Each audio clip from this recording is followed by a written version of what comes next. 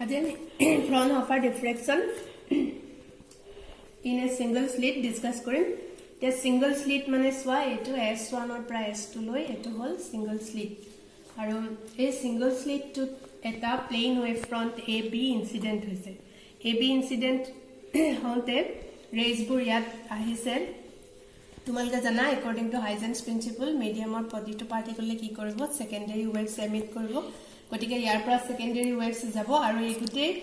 ৰেজবোৰ focus কৰিবৰ কাৰণে ইয়াত আমি এখন লেন্স ইউজ কৰিছো আৰু ইয়াত এখন স্ক্ৰিন ইয়াত আমি ইন্টেন্সিটিটো অবজাৰ্ভ কৰিম এতিয়া ধৰিলবা প্যাৰালেলি যোৱা ৰেবোৰ সব সি পইণ্টত ফোকাস হ'ব যিবোৰ ডিফ্ৰেক্টেড ৰে হেবোৰ গৈ পেলাই কিউ পইণ্টত ধৰি লৈছো এটা পইণ্ট কিউ পইণ্টত মিলিত হৈছে এটা লগ লাগিছে সো আমি কিউ পইণ্টৰ ইন্টেন্সিটি ক্যালকুলেট কৰিম O pointer पर एटा रे গৈছে গৈ কিউ পইণ্ট পাইছে গৈ আৰু এটো পি পইণ্টৰ পৰা এটা ৰে গৈছে গৈ ইয়াত পাইছে সৰি ৰে নহয় ওয়েভ সেকেন্ডাৰী ওয়েভ সো এই দুটা সেকেন্ডাৰী ওয়েভস গৈ পেলাই ইয়াত পাইছে গৈ এই দুটা সেকেন্ডাৰী ওয়েভছৰ ফলত ইয়াত যেটো ডিস্টাৰবেন্স হ'ব হেতু ক্যালকুলেট কৰিবৰ কাৰণে আমি দুইটা ৰেৰ মাজৰ পাথ ডিফাৰেন্স জানিব লাগিব সো ফাৰ্স্ট জানা ওৰ পৰা যোৱা সেকেন্ডাৰী ওয়েভটো আমি কেনেকৈ ৰিপ্ৰেজেন্ট কৰিব পাৰো আমি সেকেন্ডাৰী ওয়েভটো এনেকৈ ৰিপ্ৰেজেন্ট কৰিব পাৰো a e to the power I omega t এটো কমপ্লেক্স ৰিপ্ৰেজেন্টেশন অফ ওয়েভ ইয়াত ওমেগা টো হল তাৰ সাৰ্কুলাৰ ফ্ৰিকোয়েন্সি গতিকে ওৰ পৰা যোৱা সেকেন্ডাৰী ওয়েভটো আমি a e to the power I omega t the explain কৰিব পাৰো আৰু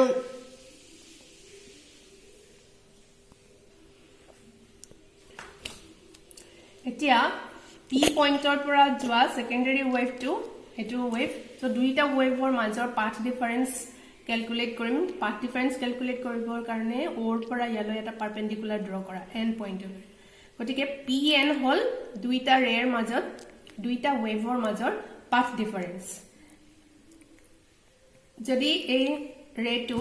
ডিফ্ৰেক্টেড এংগলটো ইয়াৰ থিটা হয় তেতিয়া এই এংগলটো হ'ব থিটা আৰু ধৰি লোৱা ওৰ পৰা পি পইণ্টৰ এই ডিসটেন্সটো হল x গতিকে path difference pn = x sin থিটা সো আমি পাথ ডিফাৰেন্সটো যেতিয়া গম পালো ইয়াৰ পৰা যোৱা সেকেন্ডাৰী ওয়েভটোৰো আমি কি গম পাম ফেজ ডিফাৰেন্সটো গম পাম তোমালকে জানা phase difference = twice pi by lambda into path difference আমাৰ ইয়াত পাথ ডিফাৰেন্স pn আৰু pn = x sin থিটা গতিকে this is equal to lx আমি l কাৰ কাৰণে লৈছো twice pi by lambda sin of theta গতিকে আমি p পইণ্টৰ পৰা যোৱা সেকেন্ডাৰী ওয়েভ আৰু এই দুটা ওয়েভৰ ফলত ইয়াত যেটো ডিস্টাৰবেন্স হৈছে পালো ধৰিলৱা এটো এলিমেন্টটো ইয়াৰ লেংথটো হৈছে উইডথটো হৈছে বা থিকনেস যেনেকুৱা হৈছে dx সো dx এলিমেন্টটোৰ পৰা যোৱা সেকেন্ডাৰী ওয়েভৰ কাৰণে ইয়াত ডিস্টাৰবেন্স যদি আমি dy বুলি ধৰো ঠিক আছে এতিয়া দুইটা dx এলিমেন্টৰ পৰা যোৱা সেকেন্ডাৰী ওয়েভছৰ কাৰণে হোৱা ডিস্টাৰবেন্সটো আমি যদি dy বুলি ধৰো তে dy কাৰণে আমি কি লিখিম ফাৰ্স্ট আমি ফেজ ডিফাৰেন্সটো যদি ইনক্লুড কৰো তেতিয়া হলে ইয়াৰ পৰা যোৱা সেকেন্ডাৰী ওয়েভৰ কাৰণে ইকুৱেচনটো আমি এনেকৈ লিখিম a e to the power I omega t minus lx এটো হল তাৰ ফেজ ডিফাৰেন্স আগৰ ফেজ আছিল omega t এতিয়া আকৌ lx ধৰি লৈছো আমি omega t minus lx গতিকে এইটো হ'ব নতুন ইকুৱেচন এতিয়া dy ডিস্টাৰবেন্স = আমি ধৰি লৈছো এলিমেন্টৰ পৰা যোৱা ওয়েভটো তাৰ এম্প্লিটিউডটো থিকনেসৰ proportional so dy = ca dx e to the power I omega t minus lx ইয়াত dx হল তো থিকনেস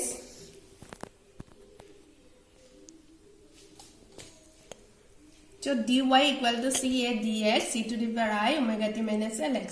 এতিয়া আমি অকল dx এলিমেন্টৰ কাৰণে পালো আমাক লাগিব কি s1 ৰ পৰা s2 লৈ গুটে স্লিটটোৰ পৰা যিমানখিনি সেকেন্ডাৰী ওয়েভস গৈছে তাৰ কাৰণে কিউ পইণ্টত আমি ইন্টেন্সিটি উলিয়াব লাগিব গতিকে ইয়াৰ পৰা x ডিসটেন্সত এটো হৈছিল ইয়াৰ পৰা ইয়ালৈ কিমান ডিসটেন্স হ'ব আমি স্লিটৰ উইথ যদি a বুলি ধৰো ওৰ পৰা s2 লৈ a/2 ওৰ পৰা আকৌ s1 লৈ a/2 এটো ওৰ পৰা তলৰ খিনি যদি আমি মাইনাস ধৰো এটো যদি ওপৰত ধৰো গতিকে কোৰ পৰা হ'ব -a/2 to +a/2 গতিকে আমি টোটাল ডিস্টারবেন্স টু কেনে কৰি পাম ইন্টিগ্ৰেট কৰিলে within limit -a/2 to +a/2 so y equal to integration -a/2 to +a/2 ca to the power omega t minus lx dx so easy এতিয়া তুমি ইন্টিগ্ৰেট কৰা এখিনি dx নাই x নাই গতিকে বাহিৰত আহিব অকল ইন্টিগ্ৰেট কৰিব লাগিব e to the power minus lx dx minus I lx dx so ইন্টিগ্ৰেট কৰিলে e to the power minus I lx by il আৰু তুমি লিমিট টু পুট কৰা এতিয়া আমি টোটাল ডিস্টাৰবেন্স লিমিট পুট কৰাৰ পিছত পালো কি y equal to ca sin la/2 la/2 e to the power I omega t ইয়াত চ অকনমান খালি এডিট কৰি লবা ইয়াতে নেগেটিভ সাইনটো কমন ললে নেগেটিভ ক্যান্সেল আউট এ এটা এড কৰি দিবা আৰু 2 ক্যান্সেল আউট হৈ যাব গতিকে অকনমান এটো এৰেঞ্জ কৰিলে তোমালোকে এটো পাবা তাৰ পিছত আমাক লাগে ইন্টেন্সিটি আমি এতিয়া ডিস্টারবেন্স টু পালো ইন্টেন্সিটি লাগে তোমালোকে জানা intensity equal to amplitude square ইয়াত কমপ্লেক্স ফর্মত থাকিলে কি কৰো y into y star so আমি ইন্টেন্সিটি পাবলে হলে কি কৰিব লাগিব y into y star এই y star টো হল কমপ্লেক্স কনজুগেট এতিয়া এটা নাম্বার যদি কমপ্লেক্স নাম্বার এটা লিখা যদি x plus iy ইয়াৰ কমপ্লেক্স কনজুগেট হ'ব x minus iy জাস্ট যত আই থাকে তাৰ আগত প্লাস টু মাইনাস হ'ব মাইনাস থাকিলে প্লাস হ'ব সো এটো হল কমপ্লেক্স কনজুগেট গতিকে y star মাল্টিপ্লাই কৰিলে আমি কি পাম ইন্টেন্সিটি পাম just equal to amplitude square so এটো যেতিয়া y star কৰি পেলাই মাল্টিপ্লাই কৰিলে e to the power minus I omega t হ'ব গতিকে আমি আলটিমেটলি কি পাম I naught sin square alpha by alpha square তো I naught মানে ca whole square আৰু alpha is that এতিয়া আমি ইন্টেন্সিটি পালো কিন্তু কোট মিনিমা কোট ম্যাক্সিমা হ'ব হেতু উলিয়াব লাগিব যে ম্যাক্সিমা বা মিনিমা এই পজিশনটো কি হ'ব di by d alpha equal to 0 maxima বা মিনিমা যে নহক তাতে di by d alpha equal to 0 গতিকে আমি কি কৰিম এই ইন্টেন্সিটিৰ ইকুয়েশনটো ডিফাৰেন্সিয়েশন কৰিম ডিফাৰেন্সিয়েশন কৰিলে তুমি এটো পাবা গৈ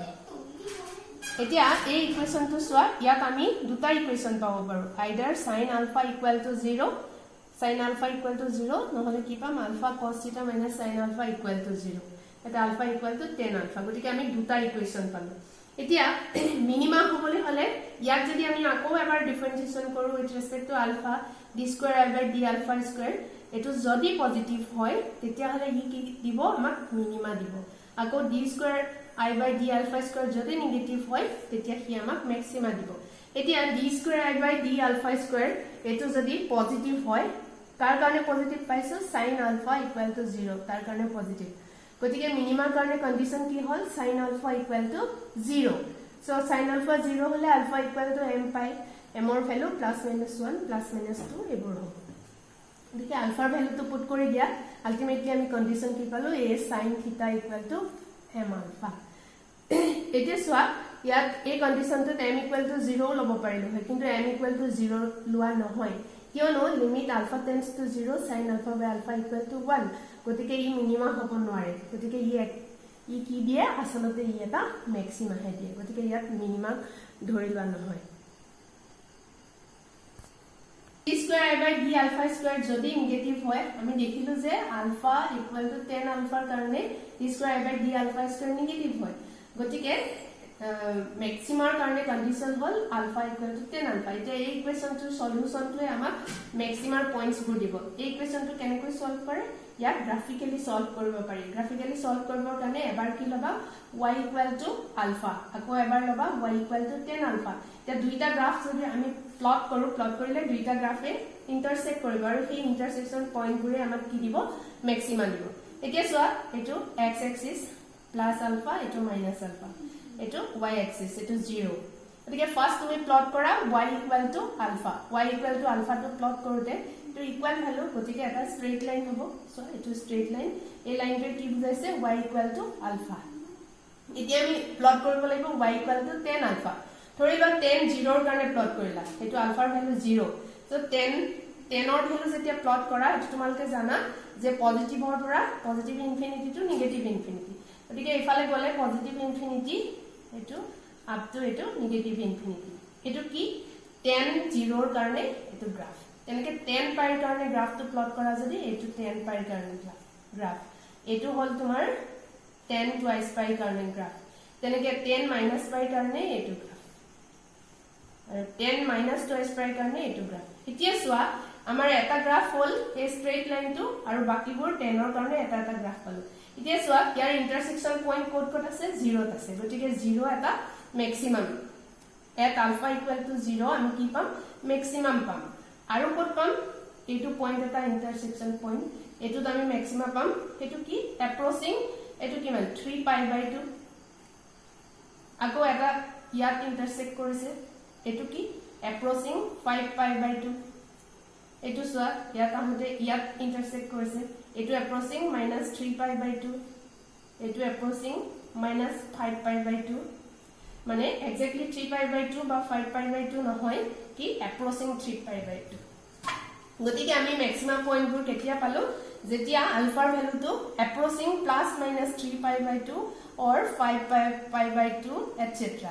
+-5 পাই বাই 2 etc আৰু আলফা ইকুৱেল টু 0 টোৱে আমাক সেন্ট্ৰাল ম্যাক্সিমা দিয়ে আৰু বাকিবোৰে আমাক কি দিব সেকেন্ডাৰী ম্যাক্সিমা দিব এতিয়া প্ৰিন্সিপাল ম্যাক্সিমাৰ ইন্টেন্সিটি কিমান হ'ব intensity of principal maxima I equal to alpha ki hobo alpha value 0 so limit alpha tends to 0 I naught sin square alpha by alpha square value to 1 hobo so I naught aru first secondary maximum karne I1 equal to I naught sin square alpha value to ki loba 3 pi by 2 right 3 etu value to hol etu next second secondary maximum karne pi alpha value to 5 pi by 2 torike etu put korile tumi etu value paba এটোৰ পৰা কি দেখা গৈছে যে principal ম্যাক্সিমাৰ পৰা এবোৰ কি হৈছে gradually decrease হৈ গৈছে এতিয়া যদি আমি ইন্টেন্সিটি প্লটটো যদি ড্ৰ কৰো তেতিয়া কি হ'ব সোৱা এটো x এক্সিস x ত আমি কি দিছো এটো পাই টুৱাইস পাই 3 পাই মাইনাস পাই টুৱাইস পাই -3 পাই আৰু এটো হল ইন্টেন্সিটি এতিয়া আমি পালো যে মিনিমাৰ কন্ডিশনবোৰ কি আছিল তাত প্লাস মাইনাস পাই প্লাস মাইনাস টুৱাইস পাই এবোৰ মিনিমা হয় এবোৰ মিনিমা হৈছে 0 maxima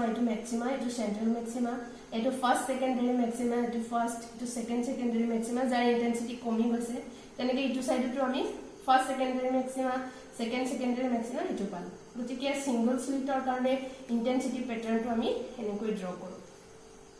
etia tumar jodi central maxima width ki boli koa hoy kenekoi liaba central maxima jodi etu hoy tar width hobo yar pora yaloi tar mane yar pora jodi joa এটো first minima আৰু ইয়াৰ পৰা যদি আহা এটো first minima তাৰমানে আমি যদি first মিনিমাৰ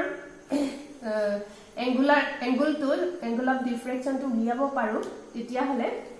আমি with of the principal maxima উলিয়াব পাৰিম তে ফাৰ্স্ট মিনিমাৰ এংগুলটো আমি θ1 বুলি যদি ধৰো a sin θ1 = λ এটো আমি পালো সো ইয়াৰ পৰা θ1 = λ/a তাৰমানে ইয়াৰ পৰা ইয়ালৈ এংগুলাৰ সেপাৰেশন টো কিমান λ/a এটা উইথ বুলি কলে এংগুলাৰ উইথ বুলি কলে দুইটা হ'ব তাৰমানে টুৱাইস θ1 গতিকে টুৱাইস λ/a এটো হলে তোমাৰ সেন্ট্ৰাল ম্যাক্সিমাৰ উইথ সো এটোই হল সিঙ্গল স্লিটৰ কাৰণে ইন্টেন্সিটি পেটাৰ্ন